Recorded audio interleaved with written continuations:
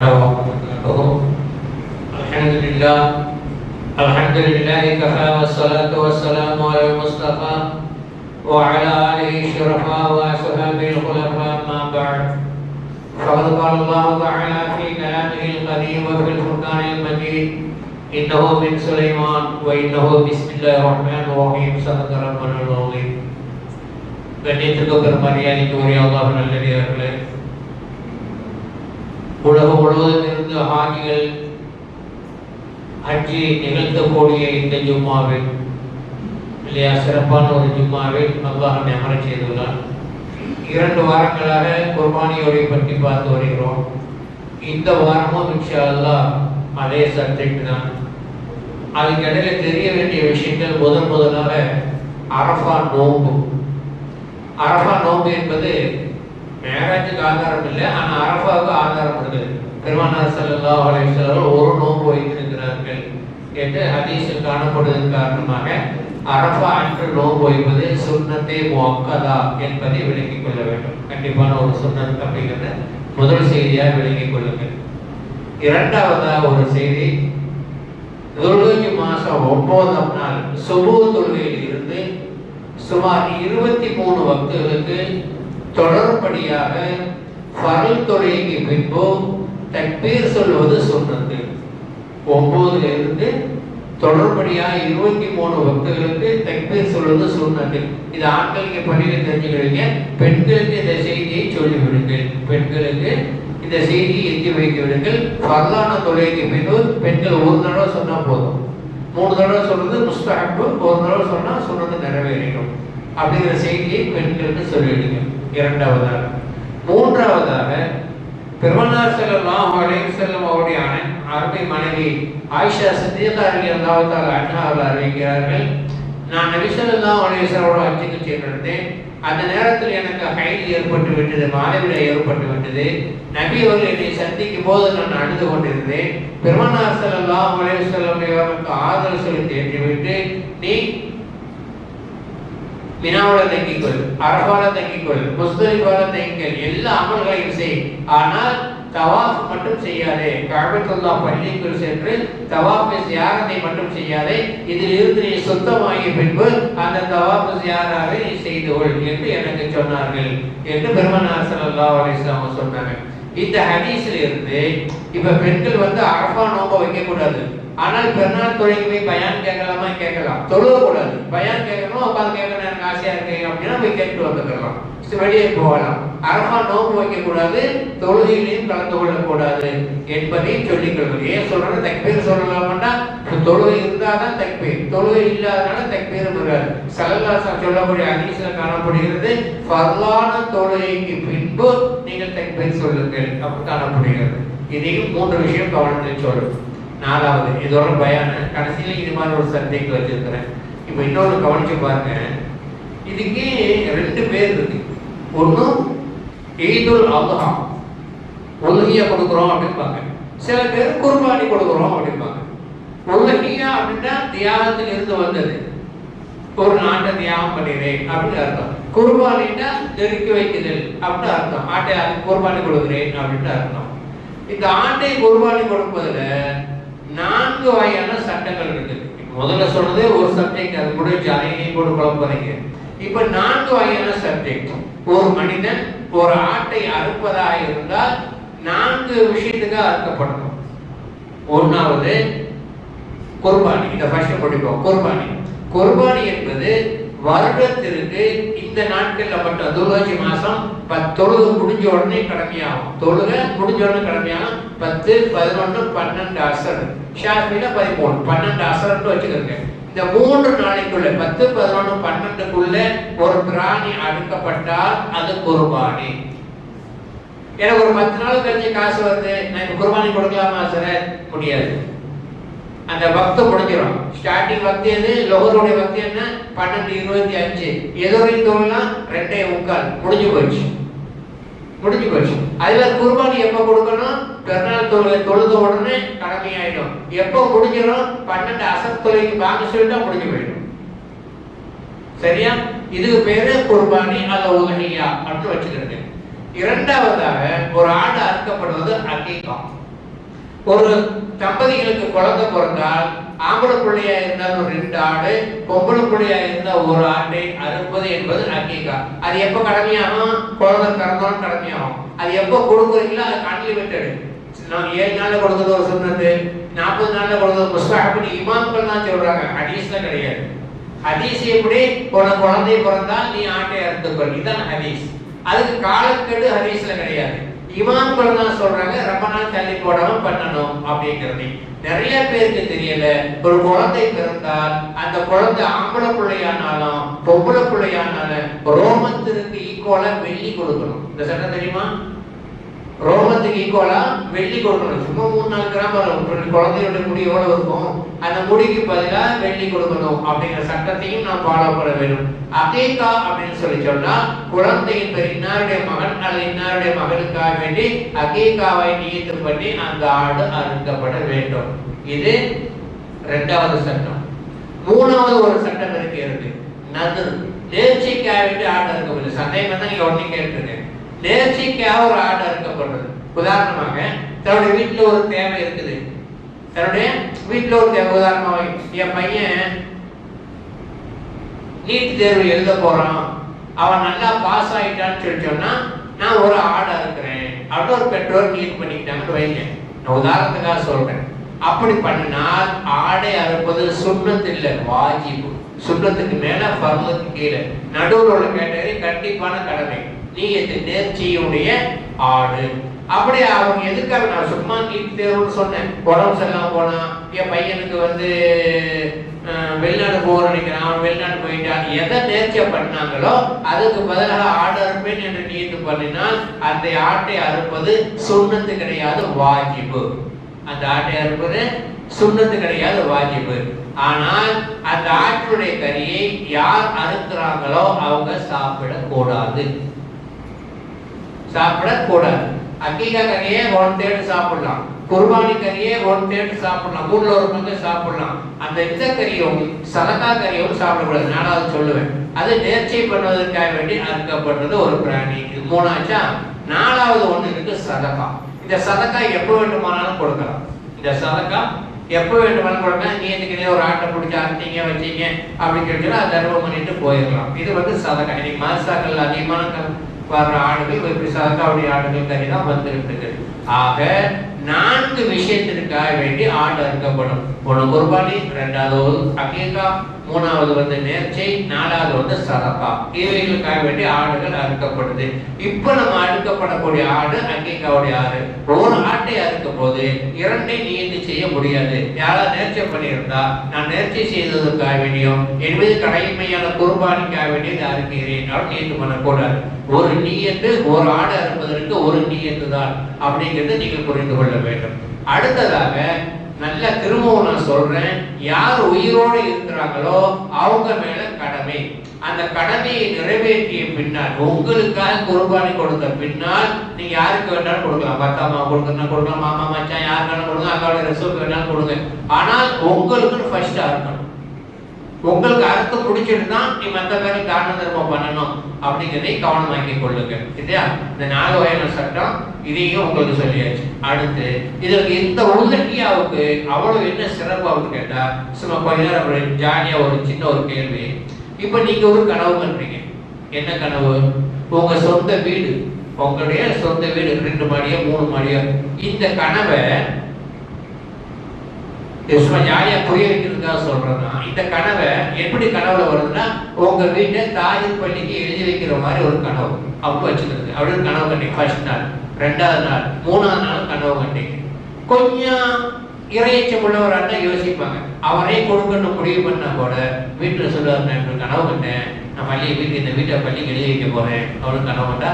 புருஷன் கொண்டாடி கேட்கும்போது நீ என்ன பைத்தியமான்னு கேட்பாங்க. பைத்தியமா நீ அப்படின்னு கேட்பாங்க. சரி, அந்த அம்மாவும் ஒத்துக்கிட்டாங்க. அப்படி வச்சுக்கிட்டு பையனை கூப்பிட்டு, ஏப்பா நான் இந்த வீட்டை கனவு கண்டப்பா, நான் பள்ளிக்கு எழுதி வைக்க போறப்பா அப்படின்ட்டா, நீ 2 பேரும் என்ன நினைச்சிருக்கீங்க அப்படின்னு அவன் கேட்பான். இல்லையா? நடைமுறை இப்படித்தான் ஓடிட்டு இருக்குது. ஆனா இந்த உயிர் இஸ்மாயில் அலைஹிஸ்ஸலாத்து வஸ்ஸலாம் ரசூலுல்லாஹி இப்ராஹிம் அலைஹிஸ்ஸலாம் அறுக்க கனவு கண்ட பொழுது 3 கொண்டாடிட்டு வந்து சொல்லும் பொழுது அல்ஹம்துலில்லாஹ் புள்ளிட்டு வந்து கேட்குறாங்க, பஃபர் மதோமர் எது ஏவப்பட்டுச்சு அதை நீங்க செய்யுங்க, நான் பொறுமையாக இருந்துக்குருவேன் அப்படின்ட்டாங்க. ஆக அந்த குடும்பமே தியாகம் செய்யக்கூட குடும்பம். பொண்டாட்டி அப்ஜெக்ஷன் பண்ணலை, புள்ள அப்ஜெக்ஷன் பண்ணலை, முழு தியாகம். சரி, அந்த குழந்தை எப்ப 10 புள்ளியா வச்சிருந்தாங்க. அப்ப அறுக்கும் போது இப்ராஹிம் அலைஹிஸ்ஸலாத்துக்கு இஸ்ஹாக் இல்லை. நல்லா ஞாபகம் வைங்க இந்த கருத்தை. இப்ராஹிம் அலைஹிஸ்ஸலாம் அறுக்கும் பொழுது இஸ்ஹாக் அலைஹிஸ்ஸலாம் பிறக்கவில்லை. இஸ்ஹாக் அலைஹிஸ்ஸலாம் இப்ராஹிம் அலைஹிஸ்ஸலாம் அறுக்கும் பொழுது 11 வயசு. அப்ப இவங்க பிறந்தது 16 வருஷம் கழிச்சு தான் இஸ்ஹாக் பிறகுறாங்க. அதுக்கு 4 வருஷம் கழிச்சு தான் இஸ்ஹாக் அலைஹிஸ்ஸலாம் பிறகுறாங்க. ஆக 11 வயசுல இஸ்ஹாக் அலைஹிஸ்ஸலாம் உயிரோட இல்லை, பிறக்கவும் இல்லை, குழந்தை இல்லை. இருக்கிறதே ஒரே புள்ளதான். 90 வயசுல பிறந்த குழந்தை ஒரே புள்ளதான். அந்த புள்ளே தியாகம் செய்ய தயாரானாங்க. அது மட்டும் கிடையாது, கொண்டாடிட்டு போய்க்கணும். அந்த அம்மா நீ போய் ஆஜியம் கல்லறிகிறாங்களே, முதல்ல பெரிய சேத்தானுக்கு, 2வது நடு சேத்தானுக்கு, 3வது இளைய சேத்தானுக்கு கல்லறிகிறாங்களே. பெரிய சேத்தானுக்கு கல்லறிஞ்சது இப்ராஹிம் அலைஹிஸ்ஸலாம், நடு சேத்தானுக்கு கல்லறிஞ்சது ஹாஜரா அம்மையா, சின்ன சேத்தானுக்கு கல்லறிஞ்சது இஸ்மாயில் அலைஹிஸ்ஸலாம் குழந்தை. அப்படி 3 பேரும் சேர்ந்து ஒரு குடும்பமே செய்த தியாகத்தை தான் நாம் கொண்டாட போகிறோம். இது ஒரு சடங்காக கருதாதீங்க. வருஷத்துக்கு ஒரு ஆடை பிடிச்சோமா, அர்த்தமா, கறியை பங்கு வச்சோமா அப்படிங்கிறத ஒரு சடங்கா நினைக்காது. அதாவது கசாப்பிகள் இது சடங்கா நினைக்கக்கூடாது, இது ஒரு அமலா நினைக்கணும், இது ஒரு பிசினஸா நினைக்கூடாது. கசாப்பில் 90% பிசினஸா பாக்குறாங்க. ஆனா இது ஒரு சடங்கு. ஒரு மூமினான ஒரு பாய்க்கு நாம் ஒரு கடமையை, நமக்கு தெரிஞ்ச அல்லாத தந்த திறமையை சமுதாயத்திற்காக வேண்டி ஷரியத்திற்காக நாம் நிறைவேற்றுகிறோம் அப்படிங்கிற எண்ணத்துக்குள்ள அவங்க வந்தால்தான் முழுமை பெற முடியும். இதை தயவு செய்து அவங்க புரிஞ்சுக்கணும். 2வதாக, கொடுக்கக்கூடியவர்கள் தன்னுடைய கை மேல, அறுக்கக்கூடியவர்கள் கை மேல தன்னுடைய கையை வச்சு நீயத்து பண்ணிட்டு எடுக்கிறது சொன்னது. நல்லா ஞாபகம் வச்சுக்கிறது. ஒரு ஆடு பார்க்க இன்னொரு ஆட்டை அறுக்காமல் இருப்பது சொன்னது. 4 நரம்புகள் நன்றாக அறுபடுறது, கத்தியை தீட்டிட்டு பண்றது ஒரு சொன்னது. அறுத்து முடிச்ச உடனே வச்சிருந்து ஓதுறது சொன்னது. இவைகளாம் ஞாபகத்தை வைத்துக் கொள்ளுங்க. கூட்டு குருபால் இருந்தால் ஒண்ணுமே தேவையில்லை. இதெல்லாம் நீங்க ஆடு அறுப்பதாக இருந்தால் வீட்டில் இருந்தாலும் சரி, கசாப் கடை கட்டுரையா இருந்தாலும் சரி, இந்த சுண்ணத்துக்களை ஃபாலோ பண்ணி கொள்ளுங்கள். அருமையான சகோதரர்களே, இப்போ நம்ம குர்பானுடைய சட்டங்கள் ஓரளவுக்கு உங்களுக்கு சொல்லியிருக்கேன். 3 வாரமா தொடர்ந்து நான் சொல்லிட்டு இருக்கிறேன். கொஞ்சம் பர்சனலா பேச வேண்டியது. இவ்வளவு பேசின பின்னால அது ஒரு சுண்ணத்து தான், அது ஒரு சுண்ணத்து தான். ஆனால் நம்ம மக்கள் இவங்க கடைசி ஒரு சப்ஜெக்ட் வச்சிருக்கேன்னு சொல்லல, அது ஒரு 10 நிமிஷம் பேசுவோம். அது பயமா இருக்காது, ஆனால் கொஞ்சம் கண்டிப்பா விளக்க வேண்டிய ஒரு சப்ஜெக்ட். நம்ம வாயிலே பார்ப்பனவு சொன்னது, குர்பானி சொன்னது, உம்ரா சொன்னது, இவைகளுக்கெல்லாம் எவ்வளவு முக்கியத்துவம் கொடுக்குறோமோ அந்த முக்கியத்துவத்தை நம்மளால ஃபர்ல் தொழில கொடுக்க முடியாது. இது உண்மையிலே வருத்தப்பட்டு தான் பேசுறேன். அக்பர் பள்ளியில பாங்க சொல்லும்போது 4 மணிக்கு போனாக்கா, பாங்க சொல்றது 1/4 மணி நேரத்துக்கு முதல்ல காய்ச்சல் முடிச்சு வீட்டுல போர் அடிக்கிறது போய் டீ குடிப்போம் சொல்லி போனா 10 பேர் உட்கார்ந்துருப்பாங்க. பிச்சைக்காரங்க ரோட்ல 10 பேர் உட்கார்ந்துருப்பாங்க. அவங்களுக்கு கிடைக்கக்கூடிய 10 ரூபாய் 20 ரூபாய்க்காக வேண்டி 4 மணிக்கு வந்து உட்கார்ந்துருக்காங்க இல்லையா? 4:15 மணிக்கு வந்து உட்கார்ந்துருக்காங்க. ஆனா நமக்கு சொர்க்கம் தரேன்னு அல்லாஹ் சொல்றான், நம்மளால எடுத்துக்க முடியல. அடிச்சு வடிச்சு போடுற மாதிரி இருக்காது அப்படின்னு சொல்றாங்க. சாதாரண சொல்றாங்க. இதே பிளைட்டுக்கு டிக்கெட் போட்டு வச்சுன்னா 4 மணிக்கு என்ன பண்ணுவாங்க? ட்ரெயின் 4 மணிக்கு இருந்தா என்ன பண்ணுவாங்க? அப்படி எப்படி முடிப்பு வருது? ஆக நாமக்கே வாஸ்தே பேருக்கு வாஸ்தே நம்ம முஸ்லிம்களாக வாழ்ந்துட்டு இருக்கோம். இந்த பிச்சைக்காரன் விஷயத்தை பண்ண இல்லை. மார்கழி மாசத்துல அவ்வளவு பெரிய குழுவுல மாலையை போட்டு எந்திரிச்சு குளிக்கிறான். பச்சை தண்ணியில குளிக்கிறாங்க. அது சுடுதண்ணி கூட கிடையாது. மாலை போட்டு குளிக்கிறாங்களா இல்லையா? மார்கழி மாசத்துல அவங்க பாத்திலான ஒரு தெய்வத்தை, ஒரு ஜின்னை வணங்குவதற்கு இவ்வளவு தியாகம் செய்யும் பொழுது அந்த ஜின்களை படைத்த ரப்புல் ஆலமீனான அல்லாஹ்வுக்கா நம்மளால எந்திரிக்க முடியல. சரி, சுபுஹ ஒழுங்க லோகத்துல என்னத்தை கிழிக்கிறோம், அசர்ல மகரிப்ல இஷாவுல என்னத்தை பண்றோம், சும்மா உட்கார்ந்து பேசிட்டு இருக்காங்க. ஆனா அவங்களால தோல்வி சும்மா சாதாரண நினைச்சிட்டு இருக்காங்க. அருமையான சகோதரர்களை, நல்ல ஒரு விஷயம் தெரிஞ்சுக்கொள்ளுங்க. யாருக்கு தொழுகக்கூடிய நசீப் இல்லையோ அவங்க தண்டனைக்குரியவர்கள். அவங்க அதான் தொழுகாம ஒண்ணு விட்டு வச்சாங்க அல்ல, அதான் தண்டனை அல்ல. தொழுகாம ஒண்ணு விட்டு வச்சிருக்க பாருங்க, அப்ப அதான் பெரிய தண்டனை. விளங்க மாட்டேங்குது, அதான் பெரிய தண்டனை. உதாரணமா நான் இப்படி சொல்லி புரிய வைக்கிறேன். ஒரு குழந்தை இருக்கு, அந்த குழந்தைய தாய் என்ன செய்வா? மடியிலேயே வச்சிட்டு இருப்பான். சமைக்கும் போது பக்கத்துல வச்சு சமைக்க, காய்கறி வெட்டும் போது பக்கத்துல வைக்க. குழந்தைக்கு அதுக்குள்ள அதையும் போட்டு அப்படி தட்டி செஞ்சு வச்சுன்னா உடனே போய் சுத்தம் பண்ணி உடனே கிளீன் பண்ணி விடுவான். முழு ஃபோக்கஸ், முழு கவனம் அந்த குழந்தை மேல இருக்கு. இப்ப சுதந்திரம், அந்த குழந்தைய கொஞ்சம் விட போட்டோம், அப்படின்னு சொல்லி விட்டு அந்த குழந்தை தவண்டி போட்டு ரோட்டுக்கு வந்துச்சுட்டா அது சேஃபா அன்சேஃபா? சேஃப் இல்லை, பாதுகாப்பு இல்லை. அப்போ குழந்தைய தன்னுடைய கண்ணிலேயே பாதுகாத்துக்கிட்டு இருக்கிறதா ஒரு தாய்க்கு அழகு அப்படின்னு சொல்லிட்டுனா, நம்ம அல்லாவை வா என் பள்ளிக்கல வா நில்லு என்ன பாரு அப்படின்னு சொல்லி அல்ல அரவணைக்கிறதா நமக்கு சேஃப். புரியுதா இல்லையா இந்த கருத்து?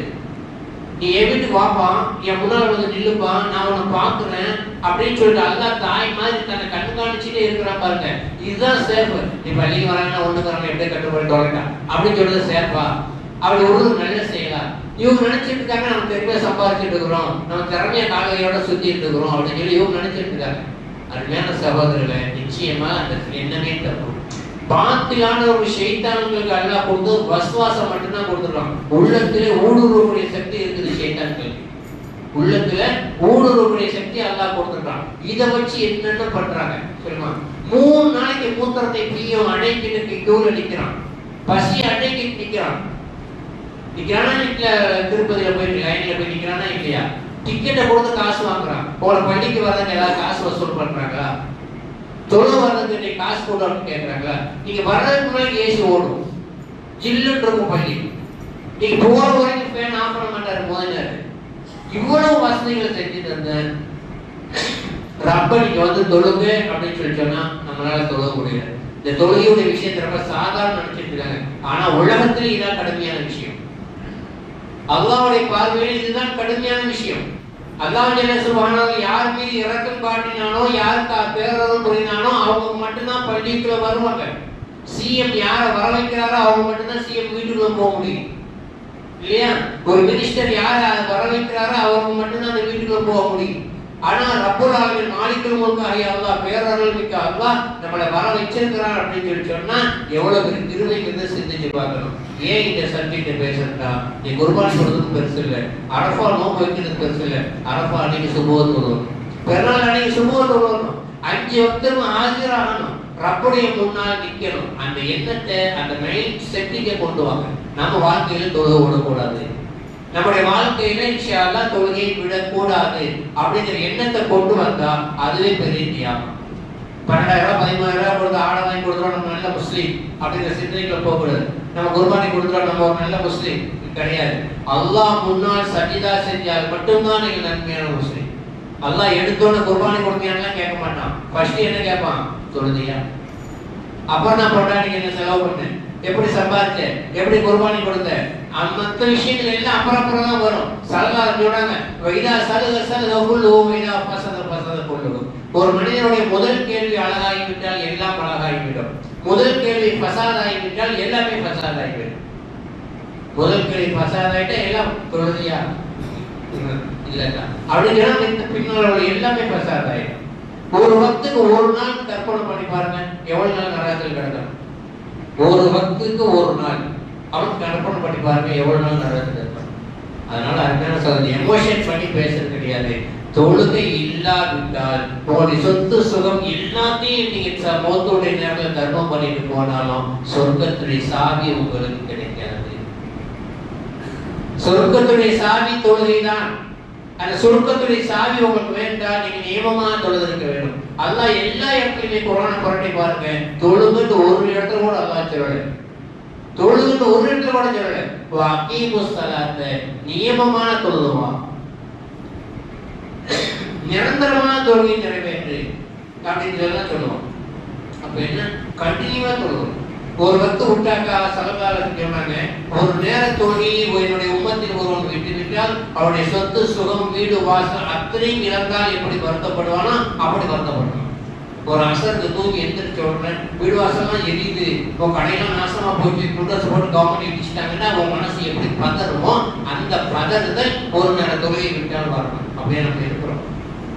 குர்பானிக்கு தியாகம் செய்யறோம், காசை கொடுக்கணும். முக்கால்வாசி பேர் என்ன ஆகுது, ஒரு பணத்தை அனுப்பணுமா செல்போன் மூலமா கடமை நீக்கி போச்சு அப்படிங்க. இந்த காசுக்கும் குர்பானிக்கும் சம்பந்தம் கிடையாது. காசு குர்பானிக்கு என்ன சம்பந்தம் இருக்குது? இஸ்மாயில் அலைஹிஸ்ஸலாம் அல்லாஹ்வுடைய தனி இப்ராஹிம் அலைஹிஸ்ஸலாத்துக்கு என்ன சம்பந்தம்? காசுல என்ன செலவு பண்ணாங்க?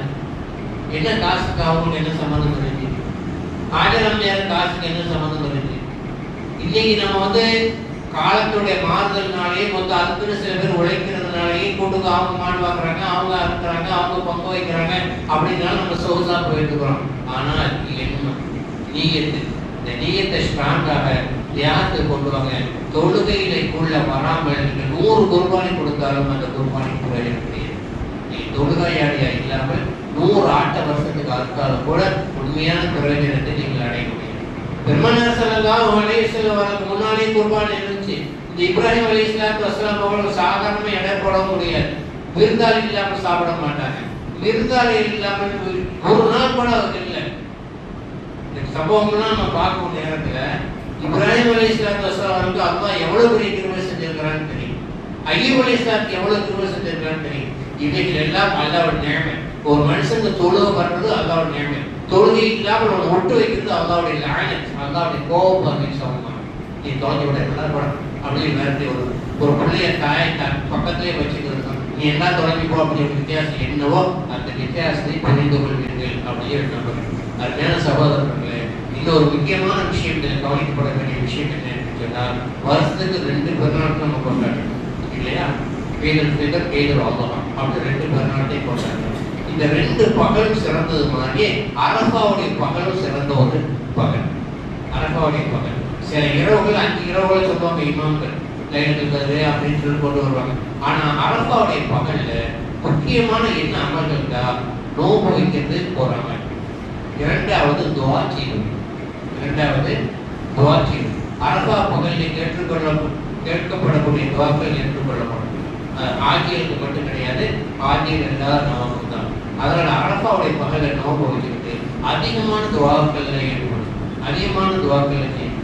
திரும்பவும் நான் சொல்லி காட்டுகிறேன், உங்களுடைய துஆவுல துன்யாவை கேட்கிறதோட ஒரு செகண்டாவது நரகத்துக்கு பாதுகாப்பை கேட்டு சொல்றதுக்கு துஆ அப்படியே வழக்கமே கொண்டு வாங்க.